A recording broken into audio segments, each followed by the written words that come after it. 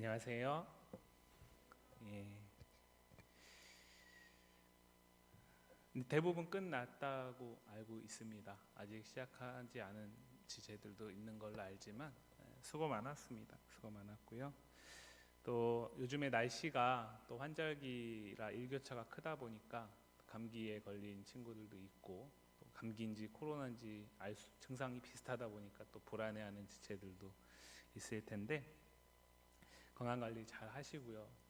아까도 보니까 반바지 입고 온 친구들이 많이 있던데 저는 괜찮아요. 저는 괜찮은데 여러분들 감기 걸리면 힘들어져요. 그러니까 내일 쉬는 날이니까 긴 바지 잘 꺼내시고 긴팔 잘 꺼내셔서 준비를 하셨으면 좋겠어요. 많이 추워진다고 그러더라고요. 금방 겨울이 올지도 모릅니다.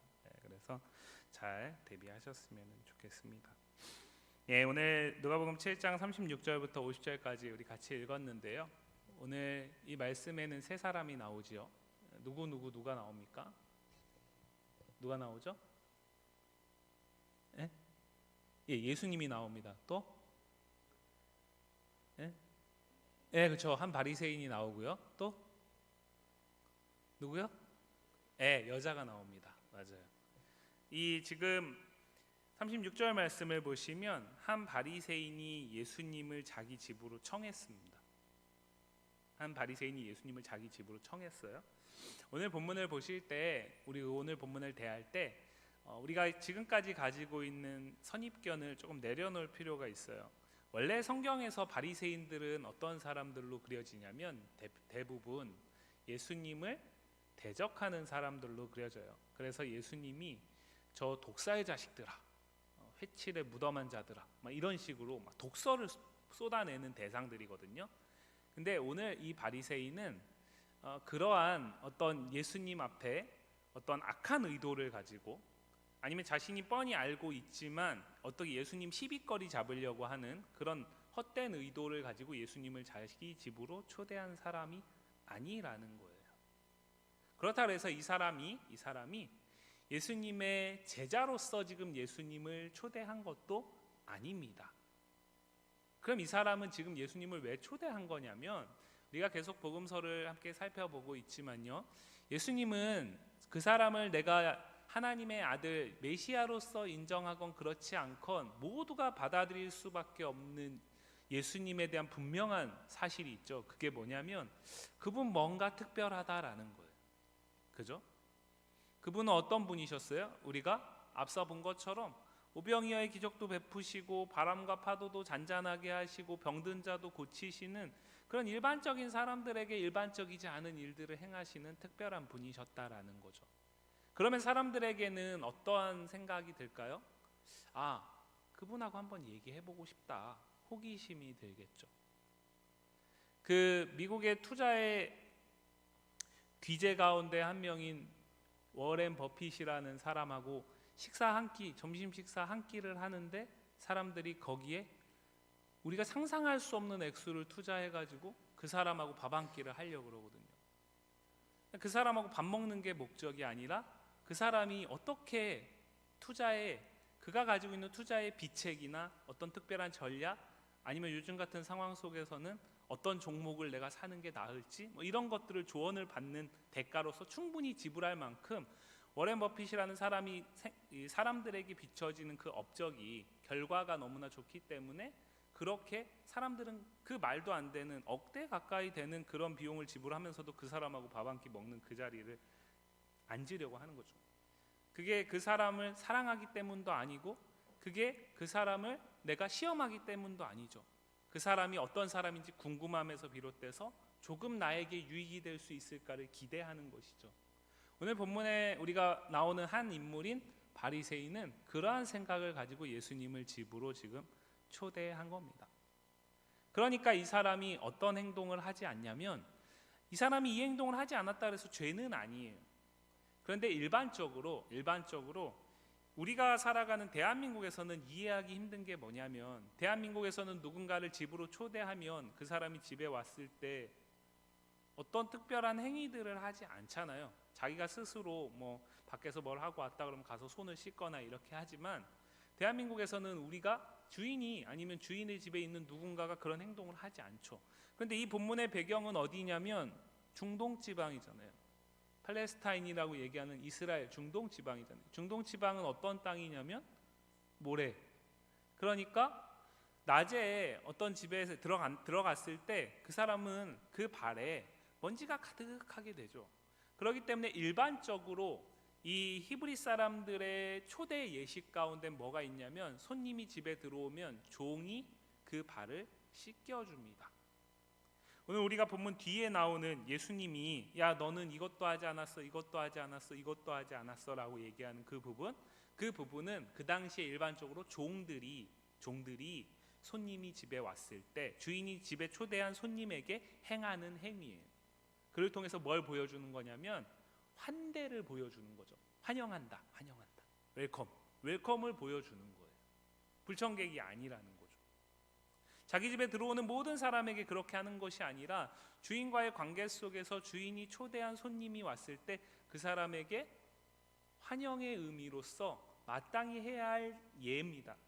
그러나 이걸 하지 않는다 그래서 죄라고 할 수는 없어요. 선입견을 버리자고 얘기하는 게 그런 겁니다. 오늘 바리새인은 죄가 있어서 바리새인인 예수님이 지금 너는 죄인이다라고 얘기하는 게 아닙니다. 넌 이거 안 했기 때문에 너는 죄인이야 이런 얘기를 하는 게 아닙니다. 마찬가지로 또 한 가지 선입견을 버려야 될 게 뭐가 있냐면 오늘 본문을 잘 보시면 한번 48절 말씀 한번 다시 한번 볼까요? 7장 48절 말씀을 보시면 이에 여자에게 이르시되 내 죄 사함을 받았느니라. 누가 하신 말씀이에요? 누가? 예수님이 하신 말씀이죠. 이 말씀 예수님이 하신 말씀이에요. 예수님이 여인의 이 여자의 어떤 것을 보고 네 죄 사함을 받았다라고 얘기를 한다라는 거죠. 그럼 이 여자가 한 어떤 행동이 지금 이 여인에게 죄사함, 용서라는 결과를 예수님에게 얻어냈다라고 표면적으로는 그렇게 받아들일 수 있는데 그렇게 되면은 이 말씀은 우리가 가진 믿음과 심각하게 부딪히게 되죠. 왜냐하면 저와 여러분들이 예배하기 때문에 예수님이 죄를 사해 주신 용서를 받은 자인가요? 아니면은 용서를 받았기 때문에 예배하는 자인가요? 어떻죠? 1번인가요? 2번인가요? 2번이죠. 그래서 우리는 하나님의 은혜로 우리가 죄사함을 받고 용서를 받고 구원을 받았다라는 얘기를 하는 거잖아요. 그런데 오늘 본문은 그렇게 얘기하는 것처럼 보여지지 않는단 말이죠. 여인이 앞에서 했던 어떤 행동들이 예수님의 마음에 너는 죄사함 받기에 충분하다라고 인정을 받아서 그 행동이 너를 용서했다라고 얘기하는 것처럼 들려진단 말이죠. 그런데 이 말은 그런 얘기가 아닙니다. 여기까지 두고 한번 말씀을 볼게요.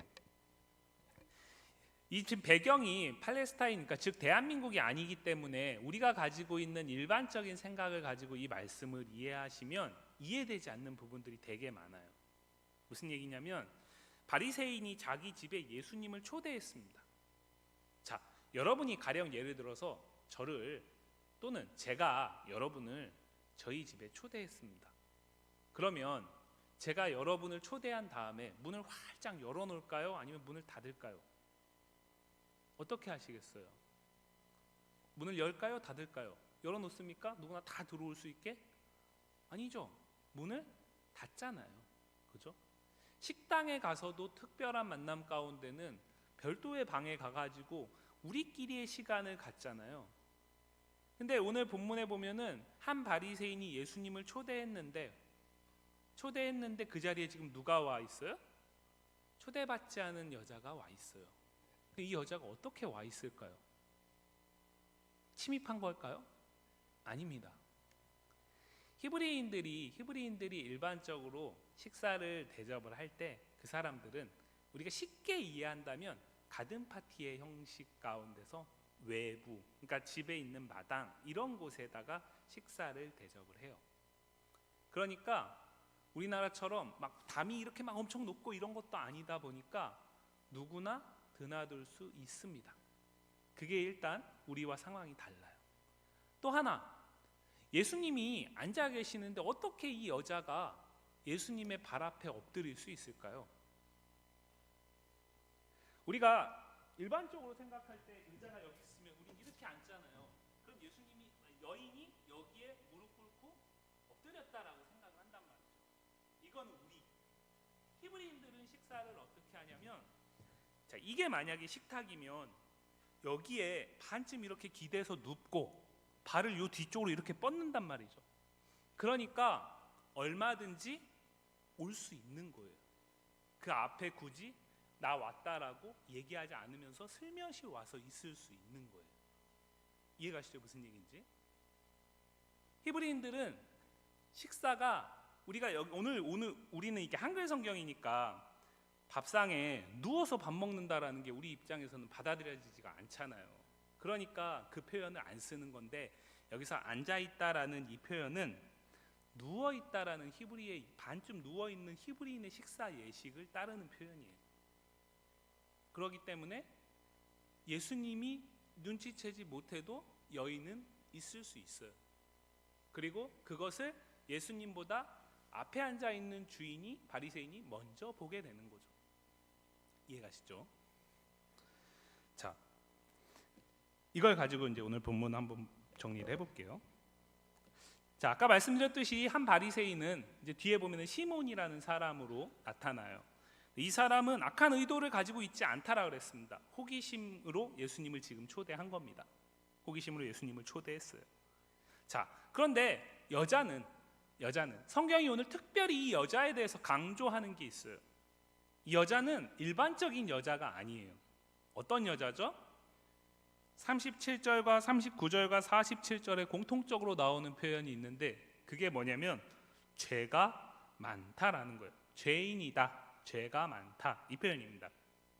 자, 37절 말씀을 보시면, 그 동네에 죄를 지은 한 여자가 있어 예수께서 바리새인의 집에 앉아 계심을 알고 향유 담은 옥합을 가지고 와서 그랬습니다.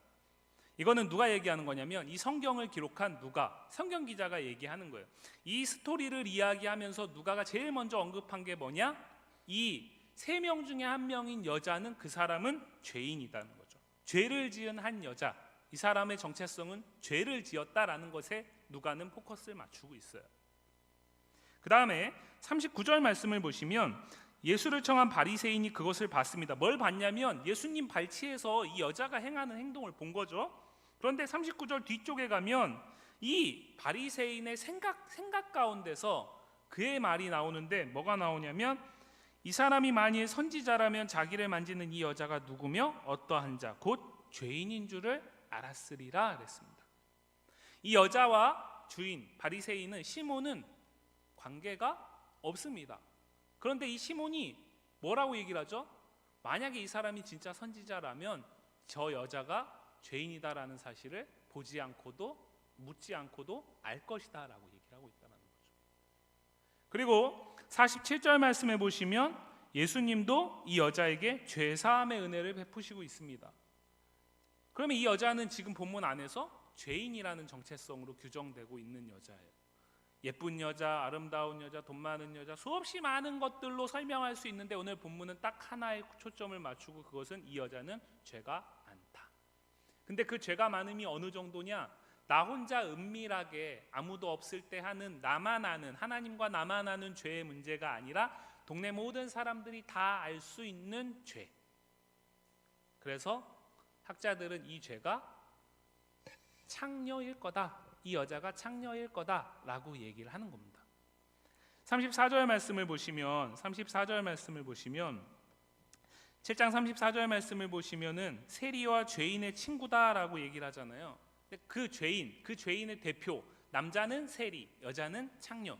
이게 그 당시의 죄인의 대표거든요. 그 대표일 거다. 그래서 이 사람은 모든 사람들에게 손가락질 받고 가까이 하지 않고 감히 집에 초대할 생각조차 하지 못하는 사람, 그 사람이 이 사람이라는 거죠. 자, 그런데 이 여자는 자신이 죄인이다라는 사실, 그래서 사람들은 이 여자가 자신에게 가까이 오는 것을 원치 않고 거부합니다. 그리고 그녀도 역시 사람들에게 가까이 나아가는 것을 두려워하고 불안해하고 염려하죠. 왜냐하면 나갔을 때 좋은 얘기 못 들으니까요. 구약의 율법을 엄격하게 적용하면 잘못하면 돌 맞아 죽어도 가해자가 처벌받지 않을 문제이니까요. 그런 상황입니다. 그런데 이 여자가 지금 누구 앞에 왔냐면 예수님 앞에 온 거예요. 뭘 갖고 왔어요? 향유 옥합을 가지고 왔어요. 그냥 집에 있는 어떤 걸 가져온 게 아니에요. 이 당시의 배경 가운데 여자에게 향유 옥합은 자신의 전 재산, 전부와 같습니다. 오늘 본문엔 나오지 않지만 이 비슷한 사건이 기록되어 있는 요한복음 12장에 가면 향유 옥합을 깨트린 한 여인이 있어요. 그런데 그 여인이 깨트리는 걸 보고 제자 중에 하나가 야 그거 왜 아깝게 거기다 갖다 깨? 그거 팔아서 나눠주면 더 많은 가난하고 불쌍하고 도울 수 있는 사람들이 많이 있는데 이런 얘기를 해요. 근데 그때 그게 300데나리온이라고 얘기를 해요. 300데나리온은 뭐냐면 한 데나리온은 하루의 품삯입니다. 그럼 300데나리온은 어느 정도 되는 거냐면 1년을 먹고 살 수 있는 양이에요. 나아가서 이 당시의 여인은 결혼하기 전에는 부모, 아버지의 후원 아래, 아버지의 그늘 아래 있을 때에 안전할 수 있어요. 그리고 결혼한 이후에는 남편의 그늘 아래 있을 때에 안전할 수 있어요. 그래서 성경에서 과부를 불쌍한 사람의 대표라고 보는 거예요. 지금 우리의 문화 속에서는 안 그렇죠. 지금 여러분들이 우리가 접하는 매체나 TV나 영화나 이런 것들을 보면 돌싱을 뭔가 되게 승리한 사람처럼 표현하잖아요.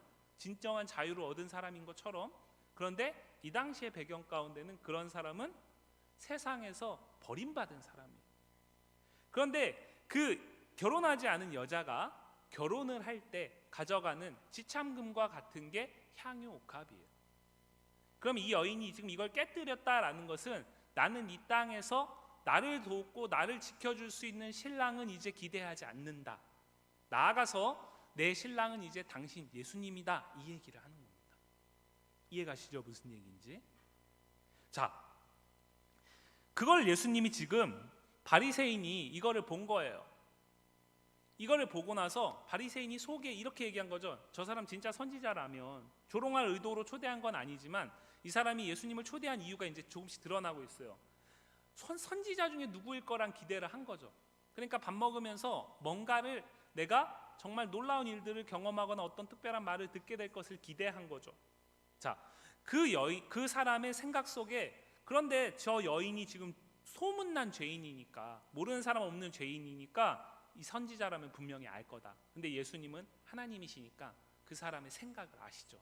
그래서 예수님이 비유를 듭니다. 어떤 비유를 들죠? 두 사람의 빚진 자가 있다.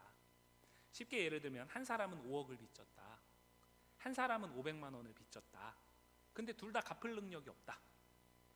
자, 그래서 주인이 그 빚을 다 탕감해 줬다. 자, 그러면 누가 더 큰 은혜를 받은 자냐? 누가 더 큰 은혜를 받은 자냐라고 이 바리새인에게 물은 거예요. 시몬에게. 누가 더 큰 은혜를 받은 자입니까? 5억을 탕감받은 자죠. 그러니까 시몬도 그렇게 대답한 거예요. 그러니까 예수님이 뭐라고 얘기하죠? 그거 맞다. 네 말이 옳도다. 네 판단이 옳다라고 얘기를 했어요. 근데 예수님의 이 비유의 목적은 거기에 있었던 게 아니죠. 그 이후에 44절부터 47절까지 48절까지의 말씀을 보면 결국에는 네가 말하는 그 5억을 탕감받은 자가 누구라는 거예요? 지금 향유 옥합을 깨뜨리고 있는, 그래서 자기 머리털로 내 발을 닦고 있는 이 죄 많은 여자라는 거예요. 그럼 너는 누구라는 거예요? 너는 탕감을 받았지만 그 은혜를 그렇게 크게 받아들이지 않기 때문에 너는 내게 발도 씻어주지 않고 너는 내게 마땅히 행해야 할, 안 한다고 죄는 아니지만 그러나 마땅히 행해야 할, 그럼으로써 존경을 표해야 할 그 행동조차 하지 않고 있구나라는 걸 얘기를 하는 거죠. 이 차이가 어디에 있다라고 얘기를 하는 거예요?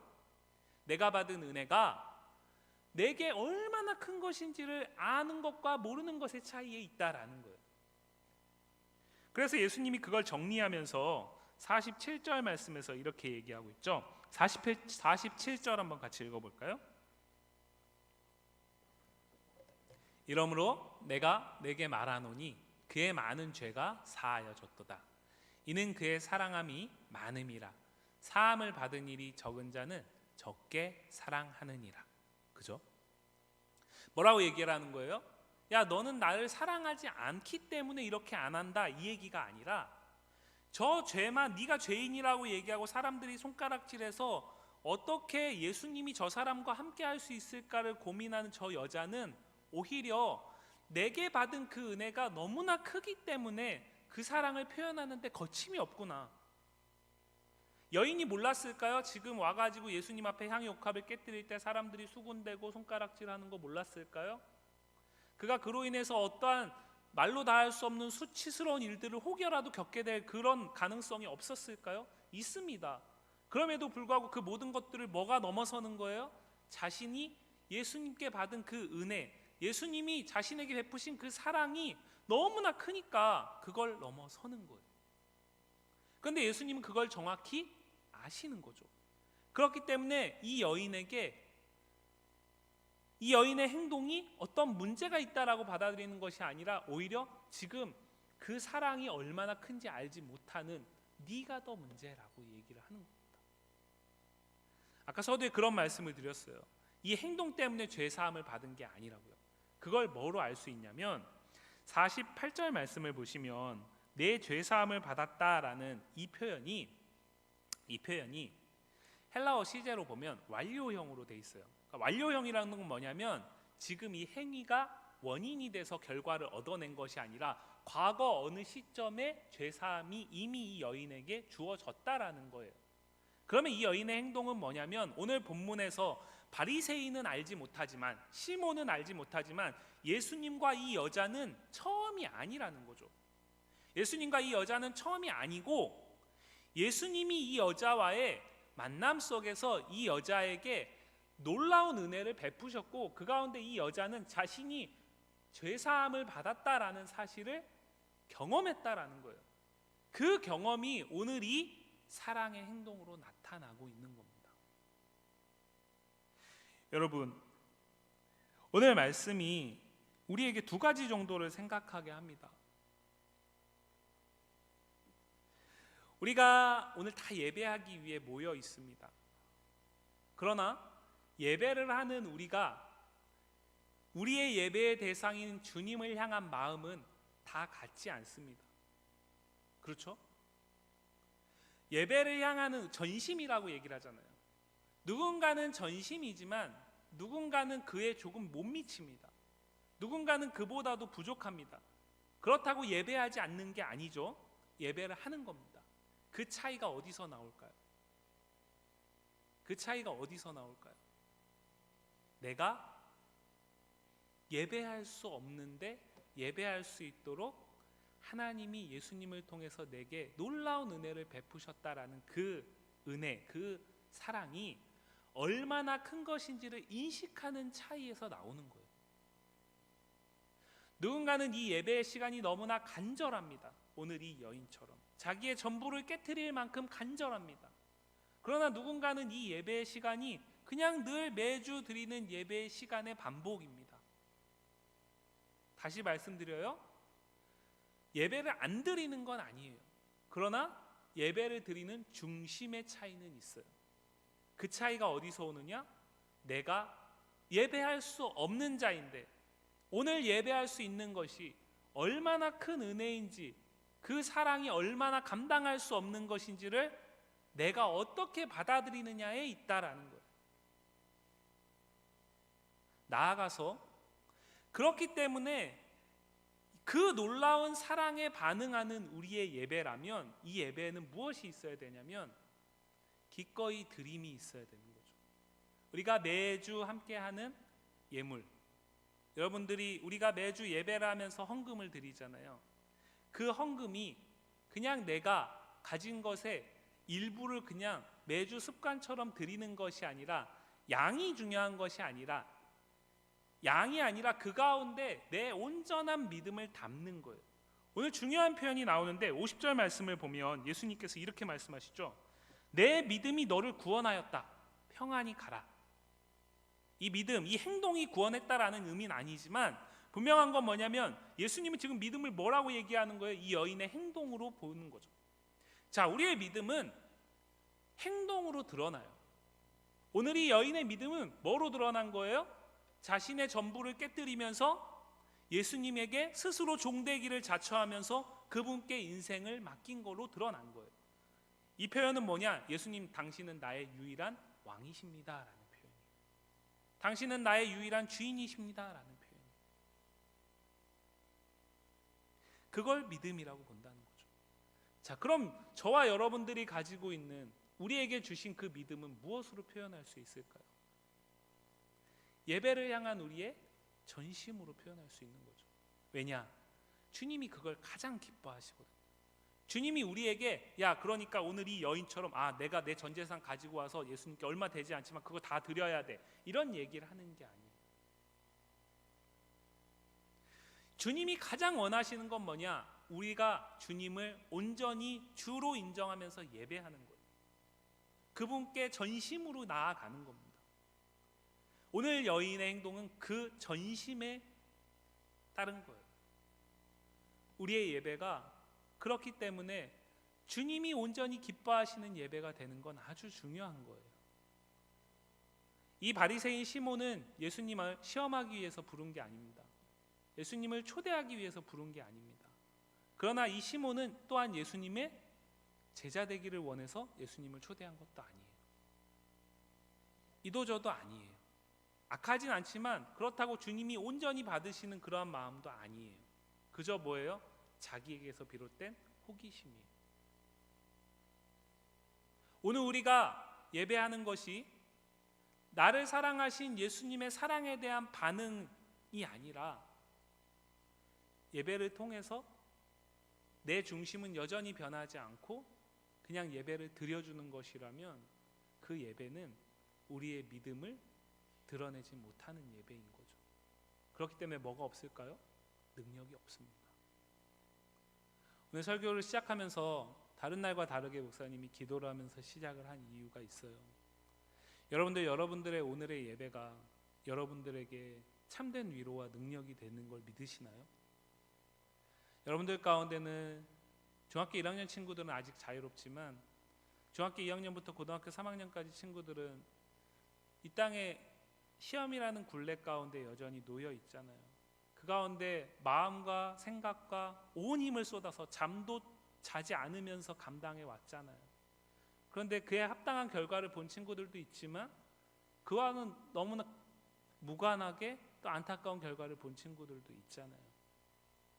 그러한 여러분들의 답답한 삶 속에서 주일날 이 예배함이 여러분들에게 어떤 의미입니까? 우리의 예배가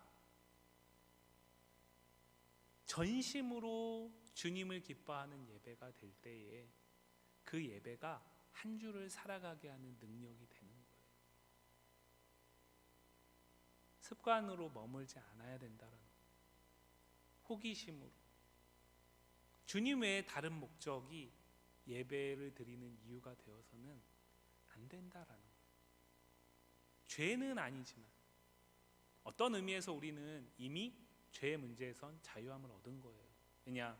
예수님의 놀라운 십자가의 은혜가 오늘도 나를 붙들고 있기 때문에. 그렇기 때문에 우리는 더 그 은혜 가운데 반응해야 되는 거예요. 오늘 이 예배를 드리기 위해서 여러분들이 시간을 드린 거잖아요. 그 시간을 드린 거잖아요. 이 여인이 가서 옥합을 깨트리기 위해서 자신이 당할 수 있는 수치와 조롱, 사람들의 좋지 않은 곱지 않은 시선, 그것들을 넘어설 수 있었던 이유가 뭡니까? 주님을 향한 사랑 때문이에요. 그가 그 여인에게 베푸신 주님의 사랑을 너무나 크게 받아들인 거예요. 그러니까 넘어설 수 있는 거죠. 피곤하고 힘들고 어려움 속에서 우리가 주일 이 시간을 나와서 예배하는 이유는 그 주님을 향한 사랑에서 출발하는 거예요. 나는 주님 없으면 안 됩니다.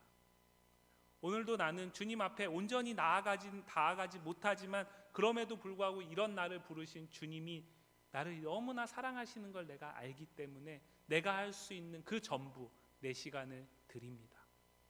잠으로써 한 주를 준비하고 재충전의 회복의 시간을 맞는 것, 세상 가운데는 그게 훨씬 지혜로운 선택이죠. 시험 기간을 앞두고 주일 때문에 토요일 날은 밤새지 않고 공부하는 것, 세상 사람들에게는 그것이 오히려 어리석다라고 생각될 수 있는 행동이죠. 그러나 우리에게는 그것이 나는 주님이 나의 전부입니다라는 걸 보이는 행동입니다. 그렇게 어렵게 왔어요. 그러면 이 시간 가운데 더 우리의 마음을 드릴 수 있기를 원해요. 감사하게도 예배를 위해서 어제 나와서 준비한 친구들이 있고요. 또 오늘도 멋지게 또 색소폰으로 또 찬양으로 함께했던 우리 이수 형제가 다 알고 있지만 입시를 달리고 있잖아요. 그럼에도 불구하고 그렇게 할 수 있는 이유가 뭘까요? 쉽지 않습니다, 그거. 그러나 내 삶이 주님의 것임을 알면 그 가운데 내 시간과 내 은사를 사용하는 것만큼 기쁜 일은 없는 거죠. 이 여인에게 향유 옥합은 그가 예수님께 드릴 수 있는 유일한 것이었어요. 뭘 드릴 수 있겠어요? 그 이전에 다른 문 남성들을 즐겁게 하던 그거를 예수님께 드릴 수 있을까요? 없습니다. 아무것도 없어요. 드릴 수 있는 유일한 하나, 그걸 드린 거예요. 바라기는 저와 여러분의 매 주일의 예배가 주님이 나를 얼마나 사랑하시는지 그 사랑의 깊이에 온전히 반응함으로써 그 예배를 통해서 사랑이 더해지고 더 깊어지고 그렇게 우리의 예배가 더욱더 충만해지고 온전해지고 그 가운데 온전히 주님의 영광이 나타나기를. 그래서 우리가 예배를 통해 내가 이미 죄사함을 받았지만 그 죄사함의 은혜가 얼마나 큰 것인지를 더 경험하고 그 사랑을 더 충만히 채워가기를 주님의 이름으로 간절히 소망합니다.